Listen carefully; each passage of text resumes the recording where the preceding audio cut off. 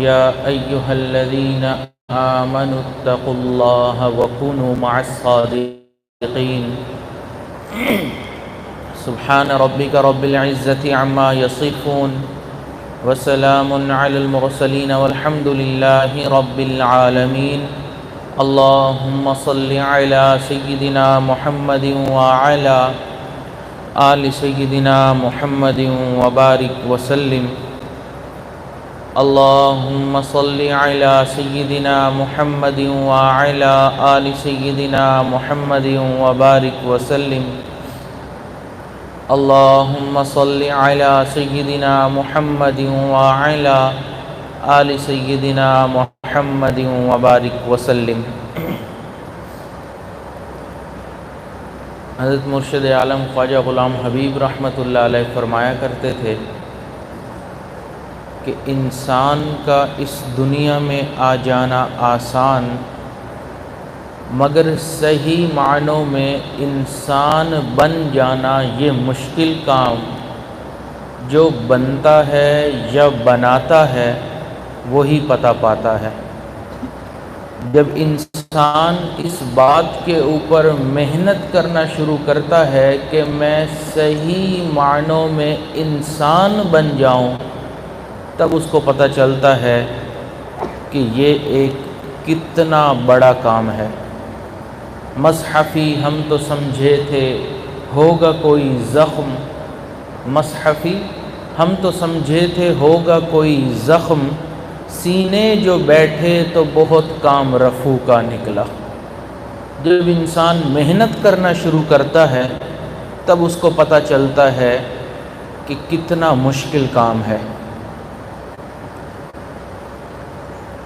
دنیا میں کوئی انسان کتنا ہی فاسق و فاجر کیوں نہ ہو، کتنا ہی گنہگار خطا کار کیوں نہ ہو، لیکن اگر آپ اس سے دل کی تمنا پوچھیں تو وہ یہ کہے گا کہ میں نیک تو نہ بن سکا، لیکن میری دل کی چاہت ہے کہ اللہ مجھے نیک بنا دے، اللہ مجھے اپنی رضا عطا فرما دے۔ تو ہر انسان مسلمان کی دلی چاہت ہوتی ہے کہ میں نیک بن جاؤں، اور اللہ رب العزت نے بھی قرآن مجید میں یہ حکم دیا، ارشاد فرمایا یا ایھا الذین آمنوا اتقوا اللہ، اے ایمان والو تم تقوی اختیار کرو، اللہ سے ڈرو۔ اے اللہ ہم تقوی اختیار کرنا چاہتے ہیں، ہم نیک بننا چاہتے ہیں، ہم گناہوں سے بچنا چاہتے ہیں، لیکن اس دنیا میں ہمارے دو دشمن ہیں، ایک شیطان اور ایک نفس امارہ۔ اللہ ہم کیسے نیک بن سکتے ہیں؟ ہم کیسے آپ کی طرف آ سکتے ہیں؟ آپ نے تو حکم فرمایا کہ تم تقوی اختیار کرو، اللہ ہم کیسے تقوی اختیار کر سکتے ہیں؟ اللہ نے ساتھ ہی 3 الفاظ کے اندر نیک بننے کا نسخہ بتا دیا، وَكُونُوا مَعَ الصَّادِقِينَ، تم سچوں کے ساتھ ہو جاؤ تم بھی سچے بن جاؤ گے۔ تو جو بھی انسان اللہ والوں کی صحبت میں آتا ہے تو ان کی صحبت کی برکت سے اس انسان کے اوپر بھی اثرات آتے ہیں، ایسا ماحول ملتا ہے کہ وہ انسان بھی نیک بننا شروع ہو جاتا ہے۔ آپ غور کریں کہ اللہ رب العزت نے تورات کے اندر سب کچھ تفصیل کے ساتھ بیان فرمایا تھا۔ ارشاد فرمایا وَتَفْصِيلَ كُلُّ شَيْءٍ، ہر چیز کی تفصیل تھی اس کے اندر، لیکن اس کے باوجود بنی اسرائیل کو حکم دیا کہ حضرت موسیٰ علیہ السلام کی پیروی کرو۔ اسی طرح اللہ رب العزت نے قرآن مجید میں ہر چیز کو بیان فرما دیا۔ ارشاد فرمایا تِبْيَانًا لِكُلِّ شَيْءٍ، ہر چیز کو اس کے اندر بیان کر دیا، لیکن پھر بھی فرمایا یا ایھا الذین آمنوا، اے ایمان والو، اطیعوا اللہ و اطیعوا الرسول، تم اللہ اور اس کے رسول کی اتباع کرو۔ پھر بھی صحابہ کو حکم مل رہا ہے کہ میرے محبوب کی پیروی کرو۔ تو اس سے پتہ چلتا ہے کہ انسان صرف کتاب سے اپنی ڈائریکشن صحیح نہیں کر سکتا، کسی نہ کسی شیخ مربی کی اس کو ضرورت پڑتی ہے جو زندگی میں اس کو بتاتا ہے کہ تم صحیح کر رہے ہو یا غلط کر رہے ہو۔ آپ غور کریں کہ اللہ رب العزت نے ہر دور میں انسانیت کے لیے، انسانیت کی ہدایت کے لیے کتاب اللہ اور رجال اللہ کو بھیجا ہے۔ کئی مرتبہ ایسا تو ہوا کہ نبی موجود تھے، کتاب موجود نہیں تھی، لیکن ایسا کبھی بھی نہیں ہوا کہ کتاب موجود تھی اور نبی سمجھانے والے موجود نہیں تھے۔ تو اس سے اندازہ لگائیں کہ جو اللہ کے نیک بندے ہیں ان کی کتنی اہمیت ہے۔ چیز کو، کتاب کو خود سے انسان نہیں سمجھ سکتا، کسی سے سمجھنا پڑتا ہے۔ آپ اندازہ لگائیں کہ ایسا بھی کبھی نہیں ہوا کہ کسی امت کو عذاب دیا گیا ہو اور کوئی رسول سمجھانے والا موجود نہ ہو۔ اللہ نے کوئی رسول نہیں بھیجا، کوئی نبی نہیں بھیجے اور امت بگڑ گئی اور اللہ نے عذاب دے دیا، کبھی نہیں ہوا۔ اللہ تعالیٰ قرآن مجید میں ارشاد فرماتے ہیں وَمَا كُنَّا مُعَذِّبِينَ حَتَّى نَبْعَثَ رَسُولًا، ہم سزا نہیں دیتے جب تک ان کے اندر رسول کو نہیں بھیج لیتے۔ رسول آتے ہیں، انبیاء آتے رہے، سمجھاتے رہے، پھر بھی وہ نہ سمجھے، تب عذاب آیا۔ ایسا کبھی نہیں ہوا کہ سمجھانے والا کوئی نہیں تھا اور پھر بھی اللہ نے سزا دے دی۔ تو اس سے اندازہ ہوتا ہے کہ ہر انسان کو اپنے نفس کے تزکیہ کے لیے کسی نہ کسی مزکی کی ضرورت پڑتی ہے، اپنی اصلاح کے لیے کسی نہ کسی مصلح کی ضرورت پڑتی ہے۔ اس کی دلیل قرآن مجید سے اللہ تعالیٰ قرآن مجید میں ارشاد فرماتے ہیں وَاتَّبِعْ سَبِيلَ مَنْ أَنَابَ إِلَيَّ۔ تفسیر عثمانی میں اس آیت مبارکہ کا ترجمہ لکھا ہے کہ پیغمبروں اور مخلص لوگوں کی راہ پر چل، اور تفسیر مواہب الرحمن میں اس کا ترجمہ لکھا ہے کہ ایسے شخص کی راہ چل جو ہمتاً میری جانب جھکا ہوا ہے، یعنی وہ اولاً تو پیغمبر ہیں اور ثانیاً اس امت کے صالحین ہیں۔ تو اس سے اندازہ ہوتا ہے کہ اللہ تعالیٰ اس بات کو پسند کرتے ہیں کہ تم شیخ کامل کی صحبت میں بیٹھو، ان کی صحبت سے، تاکہ تمہیں فائدہ ہو۔ آپ دیکھیں اللہ تعالیٰ نے قرآن مجید میں ارشاد فرمایا یا ایھا الذین آمنوا اتقوا اللہ وابتغوا الیہ الوسیلۃ وجاہدوا فی سبیلہ لعلکم تفلحون۔ اب اس میں یہ جو ہے وابتغوا الیہ الوسیلہ، کہ اللہ تک آنے کے لیے، پہنچنے کے لیے وسیلہ اختیار کرو، تو محققین تفسیر نے فرمایا یہاں وسیلہ سے مراد مرشد کامل ہے، کامل مرشد ہے۔ حضرت مرشد عالم خواجہ غلام حبیب رحمۃ اللہ علیہ بہت بڑے مفسر تھے۔ تفسیر کا علم انہوں نے حضرت مولانا حسین علی وابچرا رحمۃ اللہ علیہ سے حاصل کیا تھا، اور حضرت احمد علی لاہوری رحمۃ اللہ علیہ کے شاگرد تھے۔ تو اس آیت مبارکہ کے تحت حضرت مرشد عالم رحمۃ اللہ علیہ فرمایا کرتے تھے کہ لوگوں یہ بتاؤ بارش کون برساتا ہے؟ پھر فرماتے تھے اللہ، لیکن بادل وسیلہ بن جاتا ہے۔ پھر فرماتے تھے کہ اولاد کون دیتا ہے؟ اللہ دیتا ہے، والدین وسیلہ بن جاتے ہیں۔ پھر فرماتے تھے دل پہ انوارات و برکات کا نزول کون کرتا ہے؟ اللہ کرتے ہیں، مرشد اس کا وسیلہ بن جاتے ہیں۔ اس سے پتہ چلتا ہے کہ اللہ تک اگر انسان پہنچنا چاہتا ہے تو خالی کتابوں سے نہیں پہنچ سکتا۔ ہم روزانہ 5 وقت نماز کے اندر یہ آیت مبارکہ تلاوت کرتے ہیں، صراط الذین انعمت علیہم، ان لوگوں کے راستے پر جن پر آپ کا انعام ہوا۔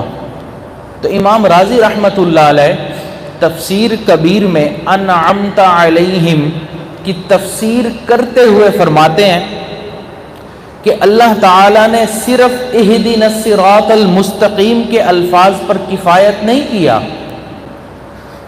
بلکہ صراط الذین انعمت علیہم بھی ساتھ ہی فرمایا۔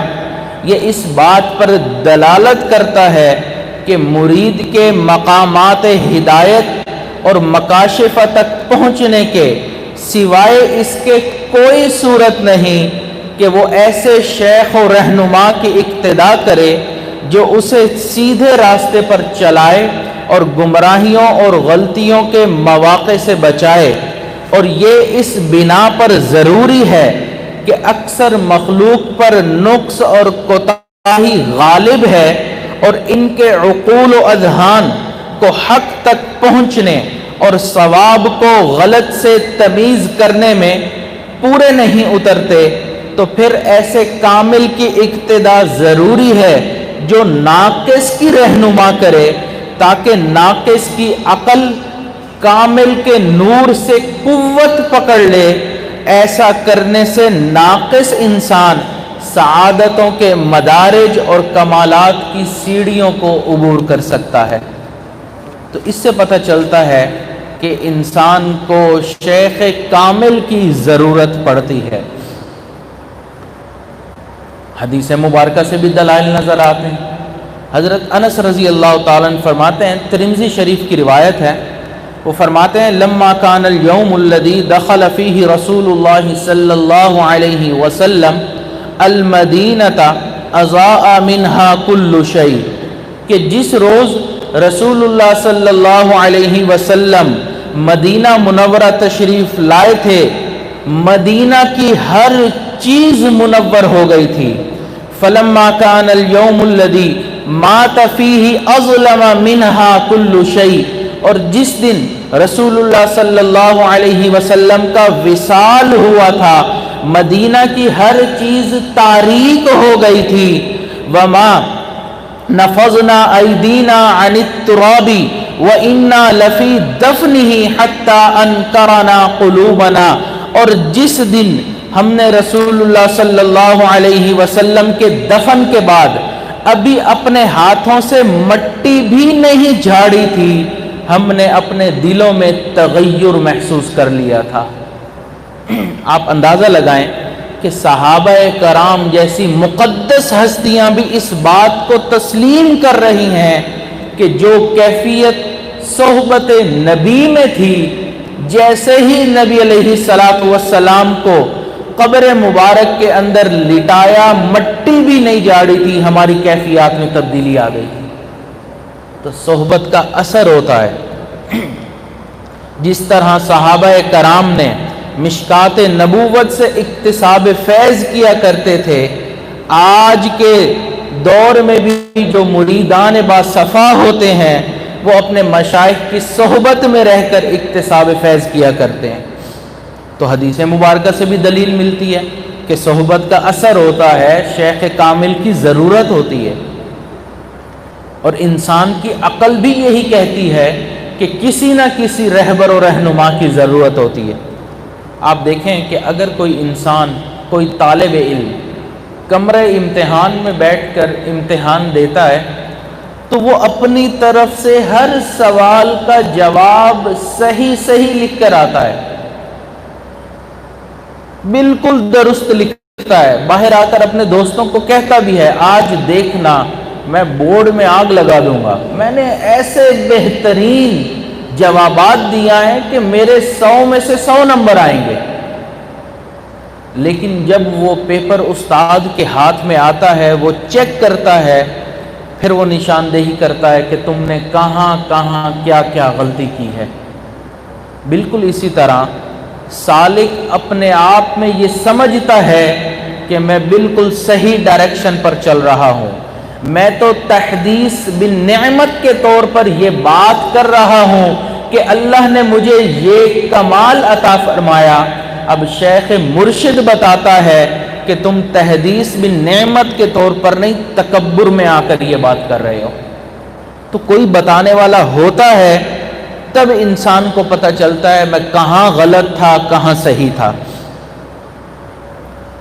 آپ ایک دوسری دلیل سنیے کہ دنیا کا ہر کام سیکھنا پڑتا ہے، کوئی کام بھی ایسا نہیں جو بغیر سیکھے انسان کر سکے، حتیٰ کہ کرتے کے کاج جو ہوتا ہے اس کے اوپر بٹن کیسے لگانا ہے وہ بھی سیکھنا پڑتا ہے۔ تو اسی طرح جو دین کا علم ہے وہ بھی سیکھنا پڑتا ہے، وہ بھی سمجھنا پڑتا ہے۔ نبی علیہ الصلوۃ والسلام نے ارشاد فرمایا انما بعثت معلما، میں معلم بنا کر مبعوث ہوا ہوں۔ حضرات صحابہ کرام فرماتے ہیں تعلمنا الایمان قبل ان نتعلم القرآن ثم تعلمنا القرآن، ہم نے پہلے نبی علیہ الصلوۃ والسلام سے ایمان کو سیکھا، اس کے بعد قرآن کو سیکھا۔ تو سیکھنا پڑتا ہے۔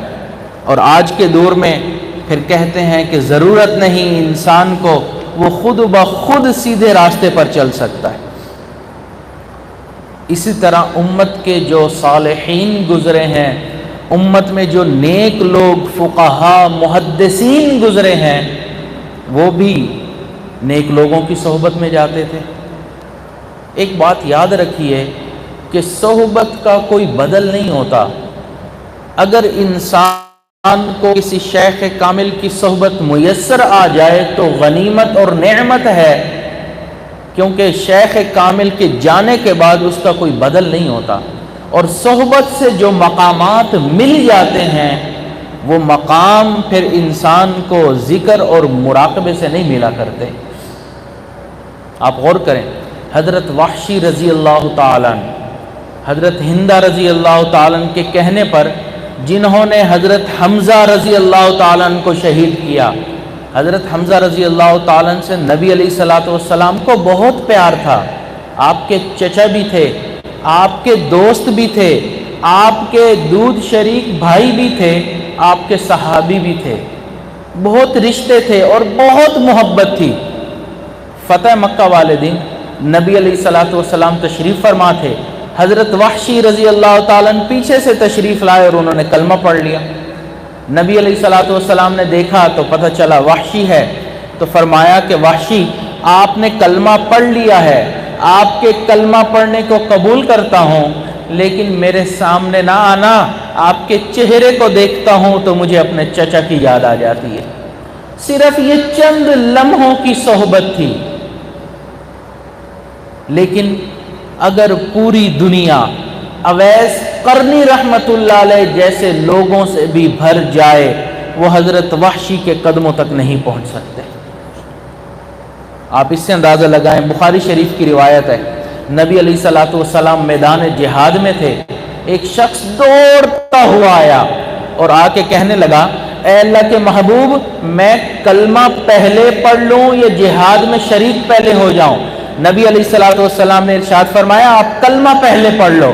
انہوں نے کلمہ پڑھا، جہاد میں شریک ہو گئے، جہاد کرتے کرتے، قتال کرتے کرتے مقام شہادت حاصل کر لیا۔ نبی علیہ الصلوۃ والسلام کو پتہ چلا تو ارشاد فرمایا عمل قلیلا و اجر کثیرا، عمل تو بہت تھوڑا تھا، اجر بہت پا گئے۔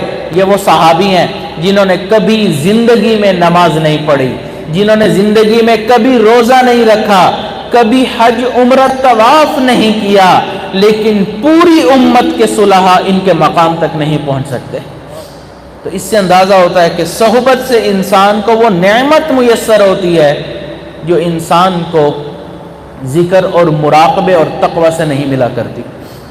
حضرت عبداللہ ابن مبارک رحمۃ اللہ علیہ محدث وقت تھے، امام اعظم ابو حنیفہ نعمان بن ثابت رحمۃ اللہ علیہ کے شاگرد تھے اور امام بخاری رحمۃ اللہ علیہ اور ان حضرات کے استادوں میں تھے۔ ان سے ایک شخص نے سوال کیا کہ حضرت یہ بتائیں کہ حضرت عمر بن عبد العزیز رحمۃ اللہ علیہ کا رتبہ بڑا ہے یا امیر معاویہ رضی اللہ تعالیٰ عنہ کا رتبہ بڑا ہے؟ کیونکہ حضرت عمر بن عبدالعزیز رحمۃ اللہ علیہ کے زمانے میں انصاف بہت تھا، ہر طرف خوشحالی تھی، لوگ ان کے تقوی سے، ان کے اس انصاف کرنے سے بہت خوش تھے۔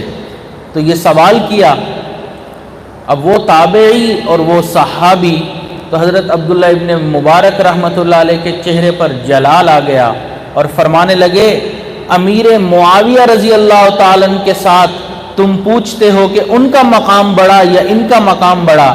حضرت امیر معاویہ رضی اللہ تعالیٰ عنہ جس گھوڑے کے اوپر بیٹھ کر نبی علیہ الصلوۃ والسلام کی صحبت میں میدان جہاد میں نکلے تھے، اس گھوڑوں کے نتنوں میں جو میل ہے وہ بھی عمر بن عبدالعزیز سے افضل ہے۔ اس نے کہا حضرت عمر بن عبدالعزیز اتنے بڑے خلیفہ، اتنے بڑے فقیہ اور محدث تھے، اور آپ ایسی بات کرتے ہیں؟ تو حضرت نے دلیل دی، ارشاد فرمایا، دیکھو حضرت امیر معاویہ رضی اللہ تعالیٰ اس گھوڑے پر بیٹھتے تھے، میدان جہاد میں نکلتے تھے، اب میدان جہاد میں نبی علیہ الصلوۃ والسلام بھی موجود ہوتے تھے، آپ صلی اللہ علیہ وسلم سانس مبارک لیتے تھے، وہ سانس ہوا میں رچ بس جاتا تھا، وہی ہوا میں جو مٹی کے ذرات ہوتے تھے وہی گھوڑے کے نتنوں میں داخل ہوتا تھا، کیونکہ اس کے ساتھ محبوب کے سانس مبارک کا ٹکراؤ ہو چکا ہے، اس لیے وہ بھی عمر بن عبدالعزیز سے افضل ہے۔ اگر سانس مبارک کا ٹکراؤ ہو جائے، وہ رچ بس جائے، اس کا مقام اتنا ہے، تو حضرت امیر معاویہ تو صحابی رسول ہیں، کاتب وحی ہیں، ان کی بہن نبی علیہ الصلوۃ والسلام کی زوجہ اور امت کی ماں ہے۔ اس سے اندازہ ہوتا ہے کہ صحبت کا کوئی بدل نہیں ہوتا، اور اسی اہمیت کو، اسی بات کی اہمیت کو اور ضرورت کو سمجھتے ہوئے امت کے فقہاء اور محدثین وقت کے مشائخ کی صحبت میں جایا کرتے تھے۔ حضرت حسن بصری رحمۃ اللہ علیہ، انہوں نے اپنی زندگی میں 18 ایسے صحابہ کرام سے علم شریعت کو حاصل کیا جو بدری صحابہ تھے، اور بدری صحابہ کا مقام بہت بلند ہے، ایسے 18 صحابہ کی صحبت میں حاضر ہوئے، لیکن اس کے باوجود علم طریقت انہوں نے حضرت علی المرتضیٰ رضی اللہ تعالیٰ عنہ کی صحبت سے حاصل کیا۔ حضرت سفیان ثوری رحمۃ اللہ علیہ وقت کے محدث اور فقیہ تھے، لیکن اس کے باوجود اپنے وقت کے شیخ صوفی ابو ہاشم کی صحبت میں جایا کرتے تھے، اور خود فرماتے تھے، اگر ابو ہاشم الصوفی نہ ہوتے تو ریاکاری کی دقیق باتوں سے میں واقف ہی نہ ہوتا، مجھے کوئی بتاتا بھی نہ کہ یہ عمل بھی ریا میں آتا ہے اور یہ بھی ریا میں آتا ہے۔ امام اعظم ابو حنیفہ رحمۃ اللہ علیہ اور امام مالک رحمۃ اللہ علیہ، یہ امام جعفر صادق رحمۃ اللہ علیہ کی صحبت میں جایا کرتے تھے، اس لیے امام ابو حنیفہ رحمۃ اللہ علیہ نے فرمایا، لولا السنتان لہلک النعمان، اگر امام جعفر صادق رحمۃ اللہ علیہ کی صحبت میں جو 2 سال میں نے گزارے وہ 2 سال نہ ہوتے تو نعمان ہلاک ہو جاتا۔ امام احمد ابن حنبل رحمۃ اللہ علیہ، وہ اپنے وقت کے شیخ حضرت بشر حافی رحمۃ اللہ علیہ کی صحبت میں جاتے تھے۔ کسی نے کہا، حضرت آپ اتنے بڑے فقیہ، اتنے بڑے محدث ہیں اور آپ ان کی صحبت میں جاتے ہیں، تو فرمایا، میں عالم بکتاب اللہ ہوں، بشر حافی عالم باللہ ہے، اور عالم باللہ کو عالم بکتاب اللہ پر فضیلت حاصل ہوتی ہے۔ ایک مرتبہ امام احمد بن حنبل رحمۃ اللہ علیہ سے کسی نے سوال کیا کہ حضرت مل اخلاص، اخلاص کیا ہے؟ تو انہوں نے فرمایا، الاخلاص هو الخلاص من آفات الاعمال، اعمال کے مصائب سے چھٹکارے کا نام اخلاص ہے۔ تو اس نے سوال کیا، مت توکل، توکل کیا ہے؟ تو انہوں نے فرمایا، الثقۃ باللہ، اللہ پر اعتماد کرنا، اس کا نام توکل ہے۔ اس نے سوال کیا، مر رضا، رضا کیا ہے؟ تو انہوں نے فرمایا، تسلیم الامور الی اللہ، اللہ کے سپرد ہر کام کو کر دینا، اس کا نام رضا ہے۔ تو اس نے سوال کیا، مل محبہ، پھر محبت کیا ہے؟ تو امام احمد ابن حنبل رحمۃ اللہ علیہ نے یہ سوال فرمایا، یہ سوال تم جا کر بشر حافی سے پوچھ لو، جب تک وہ زندہ ہے میں اس کا جواب نہیں دوں گا۔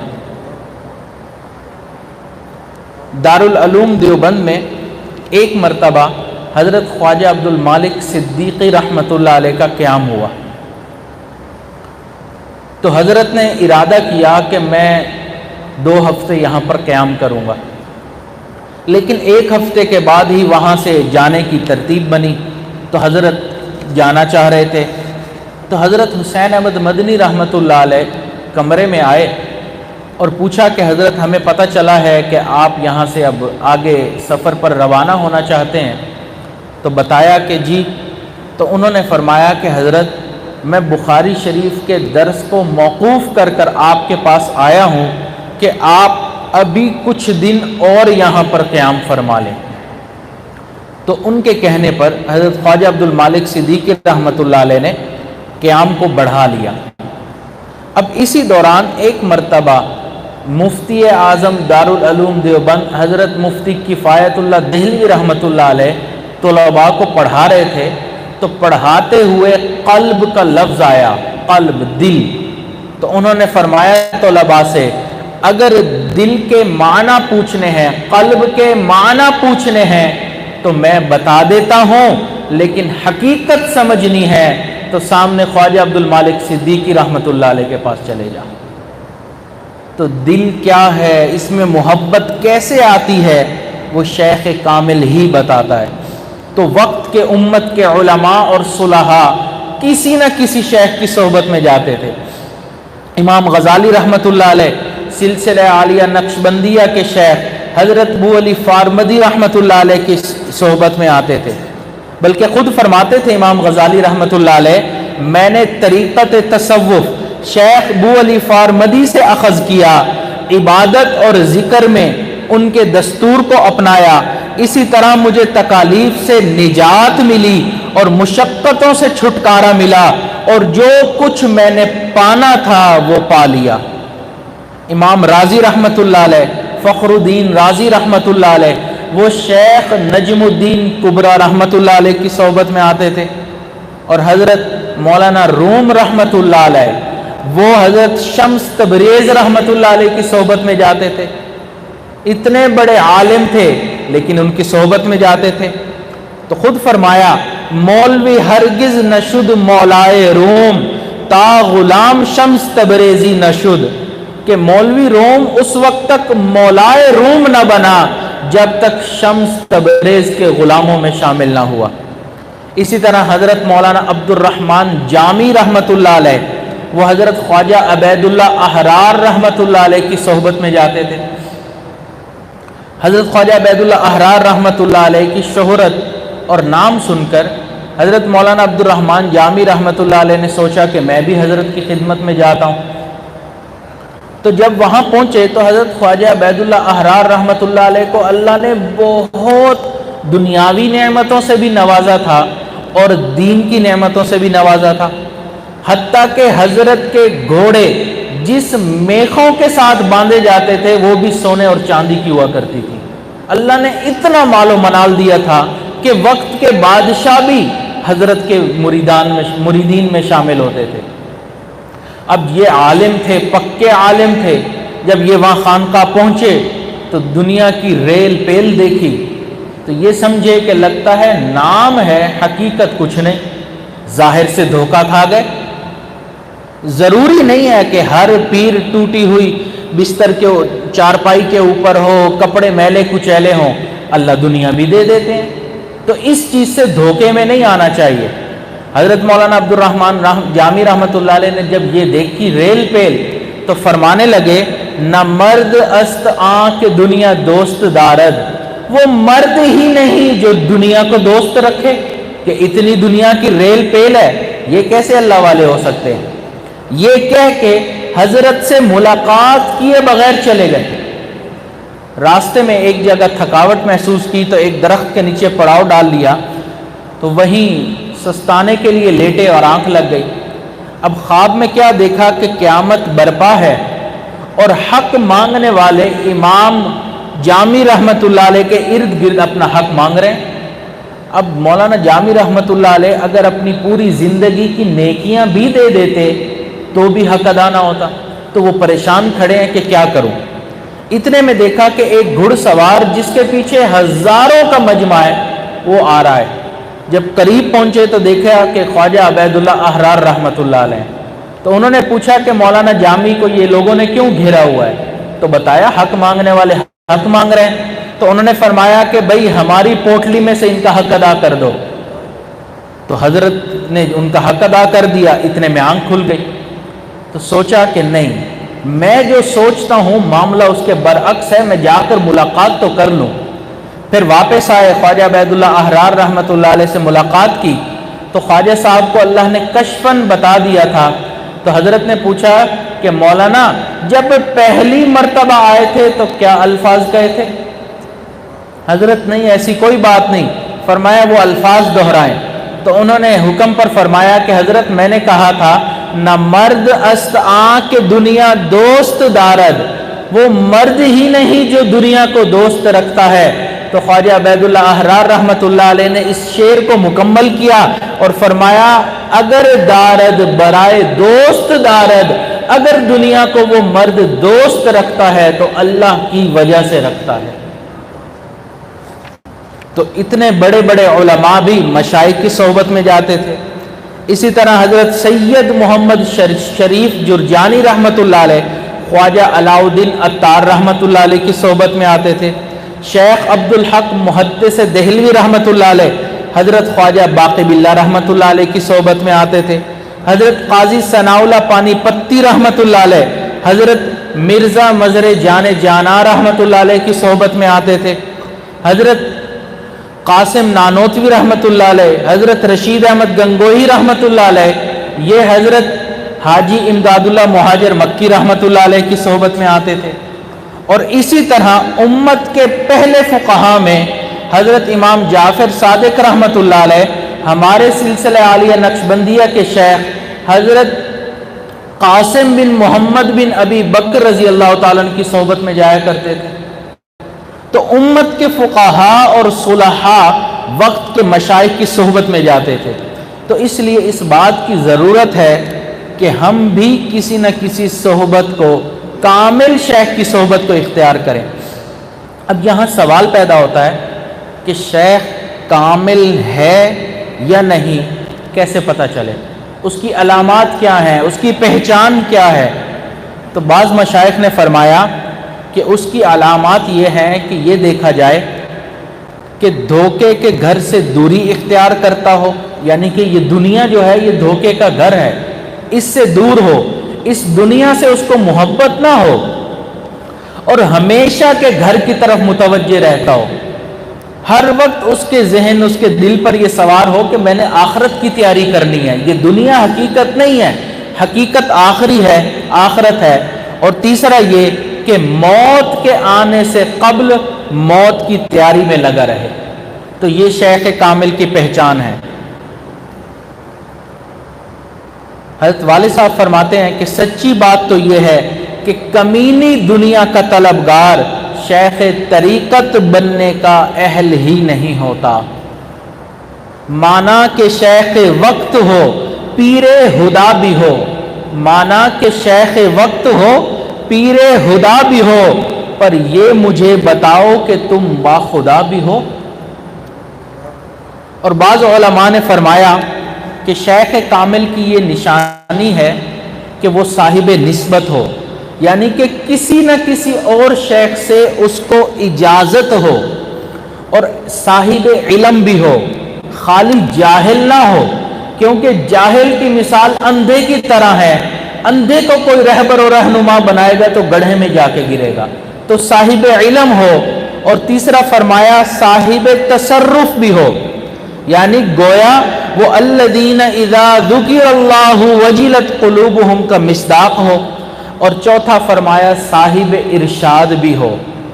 یہ ضروری نہیں مگر بہتر ہے۔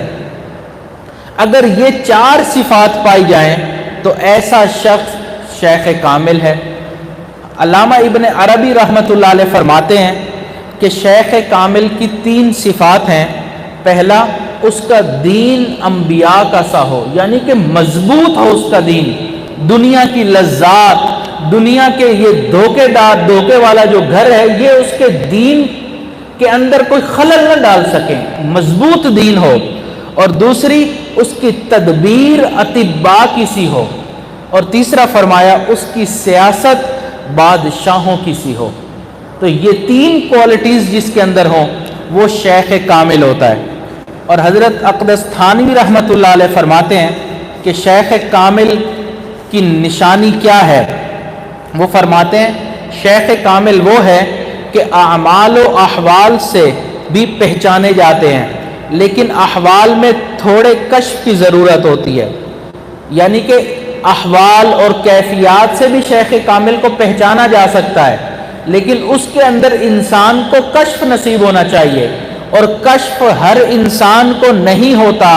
اس لیے سب سے احسن طریقہ شیخ کامل کو پہچاننے کا یہ ہے وہ شریعت کی کامل اتباع کرتا ہے یا نہیں کرتا، بس یہ اس کی مثال ہے۔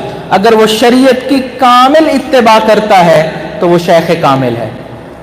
اس لیے علامہ اقبال نے فرمایا ہے وہی تیرے زمانے کا امام برحق، جو تجھے حاضر و موجود سے بیزار کرے، موت کے آئینے میں تجھے دکھا کر رخ دوست، زندگی تیرے لیے اور بھی دشوار کرے، دے کے احساس زیاں تیرا لہو گرما دے، فقر کی سان چڑھا کر تجھے تلوار کرے۔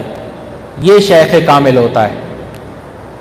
اور یہاں ایک بات سمجھ لیجئے کہ بعض اوقات انسان جب شیخ کامل کی صحبت میں آتا ہے تو وہ کرامات کے پیچھے دیکھتا ہے کہ حضرت کی کرامت کیا ہے، حضرت کو کشف ہوتا ہے یا نہیں ہوتا، تو یہ بالکل کاملیت کی دلیل نہیں ہے۔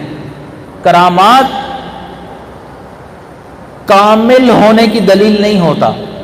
آپ دیکھیں اس امت میں سب سے زیادہ کامل لوگوں کی جو جماعت تھی وہ حضرات صحابہ کرام تھے، لیکن اگر آپ صحابہ کرام کی کرامات کو جمع کریں تو آپ کو بہت کم واقعات ملیں گے، لیکن امت کے صلحاء کی کرامات کو جمع کریں تو جلدوں پر جلدیں بنتی چلی جائیں گی۔ تو اس سے پتہ چلتا ہے جو جتنا کامل ہوتا ہے اس سے کرامات کا صدور اتنا کم ہوتا چلا جاتا ہے۔ تو کرامت کوئی کرائیٹیریا نہیں ہے کہ یہ انسان کرامت ہے تو اس لیے یہ انسان کامل ہے، بلکہ حضرت بایزید بستامی رحمۃ اللہ علیہ فرمایا کرتے تھے اگر کوئی شخص تمہارے پاس ہوا میں اڑتا ہوا آئے یا کوئی شخص پانی کے اوپر چلتا ہوا آئے اور تم دیکھو کہ وہ ایک سنت کے خلاف کوئی عمل کر رہا ہے تو فرماتے ہیں ہوا دجال کذاب لا ولی، وہ دجال ہو سکتا ہے، کذاب ہو سکتا ہے، اللہ کا ولی نہیں ہو سکتا ہے۔ شریعت کی مخالفت کر رہا ہے، اللہ کا ولی کیسے ہو سکتا ہے؟ اللہ کے ولی وہ ہیں جو شریعت کی پابندی کرنے والے ہوں۔ تو اس لیے ہم لوگ ظاہر دیکھ کر دھوکہ کھا جاتے ہیں کہ ظاہر میں شیخ اور مرید کا فرق ہی پتہ نہیں چلتا، اور یہی دھوکہ مشرکین مکہ کو ہوا تھا۔ اللہ تعالیٰ قرآن مجید میں ارشاد فرماتے ہیں مشرکین مکہ کیا کہتے تھے؟ ما لہذا الرسول یأکل الطعام ویمشی فی الاسواق، یہ کیسے اللہ کے رسول ہیں جو کھانا بھی کھاتے ہیں اور بازاروں میں بھی جاتے ہیں۔ تو ظاہر کو دیکھ کر وہ دھوکے میں آ گئے، جبکہ حقیقت میں باطن میں زمین اور آسمان سے زیادہ کا فرق ہوتا ہے۔ آپ دیکھیں کہ میٹھا پانی اور جو تلخ پانی ہوتا ہے وہ دکھنے میں ایک جیسا ہوتا ہے، لیکن حقیقت ان دونوں کی کتنی مختلف ہوتی ہے۔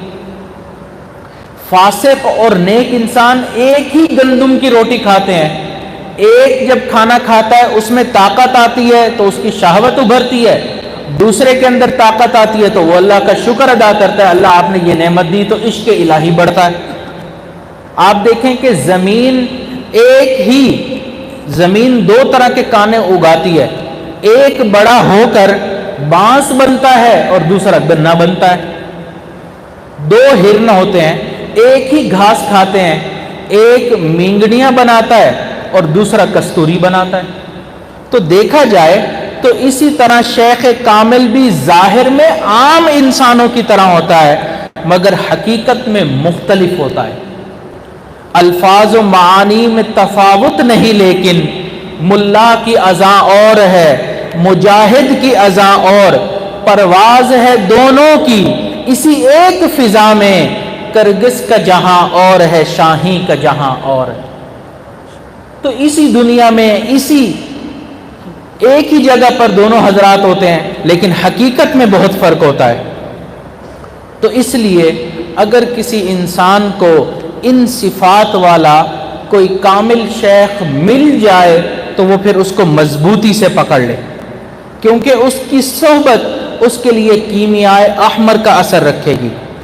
اگر کوئی شعیب آئے میسر تو شبانی سے کلیمی 2 قدم ہے. تو انسان کو چاہیے کہ وہ اللہ والوں کی ان صحبت میں آئے. ایک آخری بات کہ انسان کو جب شیخ کامل مل جائیں تو وہ پھر شیخ کی صحبت میں کس نیت کے ساتھ رہے. تو حضرت اقدس اشرف علی تھانوی رحمۃ اللہ علیہ فرماتے ہیں کہ صحبت میں شرط یہ ہے کہ اخلاص ہو. اگر اخلاص کے ساتھ نہیں آئیں گے تو کچھ نہیں ملے گا. فرماتے ہیں انبیاء کی صحبت میں رہنے والوں کے لیے صرف ایمان شرط ہے. وہ آئے، انہوں نے کہا کہ ہم ایمان لائے اللہ پر، آپ پر اور تمام چیزوں پر جن کا آپ نے حکم دیا، بس ان کا کام ہو گیا. لیکن اولیاء کرام کی صحبت میں رہنے کے لیے اخلاص شرط ہے. آگے فرماتے ہیں کہ اخلاص کے ساتھ رہے گا تو فائدہ ہوگا، اگر اخلاص نہیں چاہے 1000 سال بھی صحبت میں رہو تب بھی فائدہ نہیں ہوگا. اور یہی بات ہے کہ ان کی صحبت سے جو بات پیدا ہوتی ہے وہ دل و دماغ کے اندر یقین کی کیفیت کا پیدا ہو جانا ہے. اس لیے ایک تابعی نے اپنے شاگردوں سے کہا کہ اگر تم صحابہ کرام کو دیکھتے تو ان کو مجنون سمجھتے اور صحابہ کرام تم کو دیکھ لیتے تو بے ایمان سمجھتے کہ ان لوگوں کو کیا ہو گیا ہے. تم صحابہ کو دیکھتے تو یہ کہتے کہ نہ ان کو کھانے کی پرواہ، نہ بیوی کی پرواہ، نہ بچے کی پرواہ، نہ کسی چیز کی پرواہ، بس وہ اللہ کے حکم کی پابندی کرنے میں لگے رہتے ہیں، فرائض کی پابندی کرنے والے تھے اور وہ اس میں کوئی کوتاہی نہیں کیا کرتے تھے. تو اس لیے سب سے ضروری یہ ہے کہ انسان جب اللہ والوں کی صحبت میں رہے تو اخلاص کے ساتھ رہے. اگر اخلاص نہیں ہے، دنیاوی اغراض ہیں، تو 1000 سال بھی رہے گا تو فائدہ نہیں ہوگا. یہاں ضمناً ایک بات عرض کر دوں.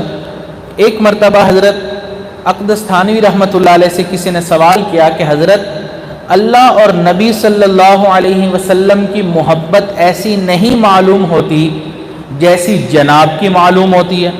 بعض اوقات اس میں بہت قلق ہوتا ہے کہ اس کا کوئی طریقہ ارشاد فرمائیں. یعنی کہ مجھے اپنے دل میں آپ کی، اپنے شیخ کی محبت زیادہ محسوس ہوتی ہے بنسبت اللہ اور نبی علیہ الصلوۃ والسلام کے. تو یہ سوال کیا تو حضرت تھانوی رحمۃ اللہ علیہ نے جواب دیا کہ یہ محض شبہ ہی شبہ ہے، یہ کوئی حقیقت مذمومہ نہیں. نا واقفی کی بنیاد پر یہ شبہ ہو گیا ہے کہ خدا اور اس کے رسول کی محبت مغلوب ہے، ورنہ حقیقت میں محبت خدا اور محبت رسول ہی غالب ہے. اور پھر دلیل دیتے ہیں. فرمایا دلیل اس کی یہ ہے کہ اگر کوئی آدمی آپ پر یہ بات پیش کرے کہ ان دونوں محبتوں میں سے کسی ایک کو پسند کرو تو یقیناً تم اللہ اور اس کے رسول کی محبت کو پسند کرو گے، اسی کو ترجیح دو گے. اور پھر آگے فرماتے ہیں ایک اور دلیل کہ واقعی میں محبت اللہ اور حضور ہی کی زیادہ ہے خود مجھ سے. کیوں؟ کیونکہ مجھ سے جو محبت ہے وہ اللہ اور اس کے رسول کی وجہ سے ہے. کہ یہ شیخ نبی علیہ الصلوۃ والسلام کی اتباع کرنے والا ہے، اللہ کے حکموں کو ماننے والا ہے، اس وجہ سے مجھ سے محبت ہے۔ اس کا مطلب کیا ہے کہ تمہیں اللہ اور اس کے رسول سے ہی محبت ہے۔ تو الحمدللہ اللہ تعالیٰ نے ہمیں ایسے ہی ایک باکمال شیخ عطا فرما دیے، تو اب ہمیں چاہیے کہ ان کی صحبتیں جو کیمیا ہے ہم اس سے فائدہ اٹھائیں۔ جو وقت گزر چکا واپس نہیں آ سکتا، لیکن آج سے ہم یہ نیت کر لیں کہ اب جتنی زندگی کے اوقات باقی ہیں ہم اخلاص کے ساتھ جو وقت گزار سکیں وہ گزاریں گے، اور جو جس طرح وہ ہماری تربیت کرنا چاہیں قرآن اور سنت کے مطابق ہم اس طرح اپنی تربیت کرواتے چلے جائیں۔ دعا ہے کہ اللہ تعالی ہمیں صحبت کے انوار و برکات اور فوائد حاصل کرنے کی توفیق عطا فرمائے۔ وآخر دعوانا ان الحمد للہ رب العالمین۔ تھوڑی دیر کے لیے تمام حضرات مراقبہ کر لیجئے، آنکھوں کو بند کر لیجئے، سروں کو جھکا لیجئے، دنیا اور جو کچھ دنیا میں ہے اس سے ہٹ کٹ کے اللہ رب العزت کی یاد میں ڈوب جائیں۔ یہ تصور کریں کہ اللہ رب العزت کی رحمت آ رہی ہے، میرے دل میں سما رہی ہے، دل کی ظلمت اور سیاہی دور ہو رہی ہے، اور میرا دل کہہ رہا ہے اللہ اللہ اللہ۔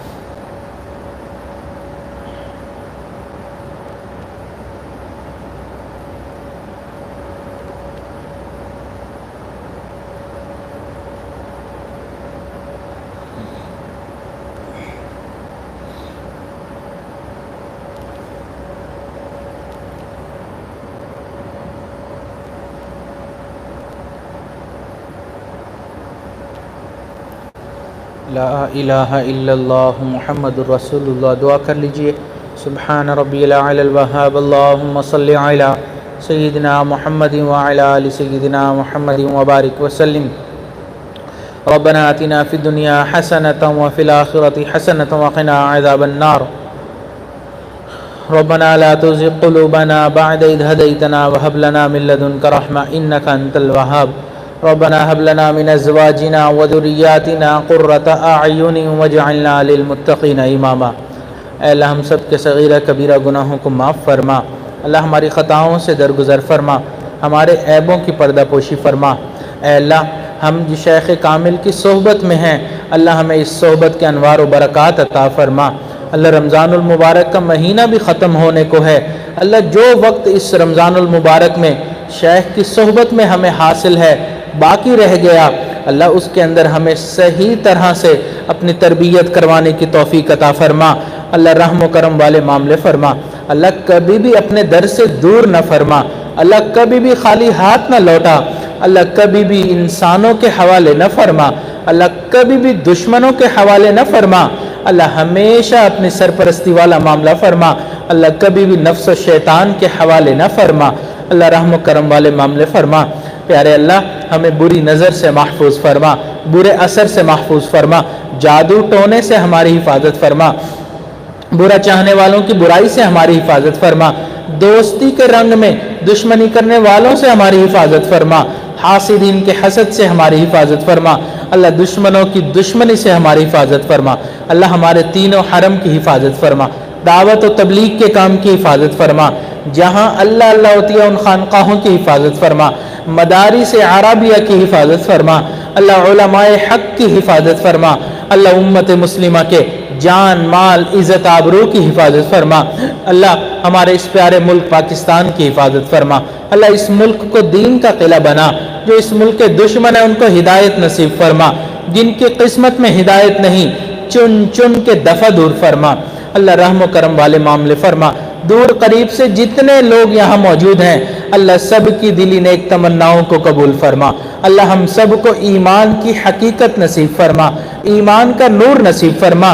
اللہ ایمان کے اوپر ہمیں زندگی نصیب فرما، اللہ ایمان کے اوپر موت عطا فرما، اور قیامت والے دن اللہ ہمارا حشر ایمان والوں کے ساتھ فرما۔ اللہ رحم و کرم والے معاملے فرما۔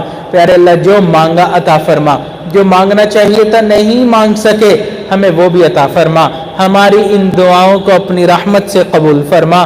ربنا تقبل منا انك انت السميع العليم وتب علينا انك انت التواب الرحيم وصلى الله تعالى على خير خلقه سيدنا محمد وعلى آله واصحابه اجمعين برحمتك يا ارحم الراحمين۔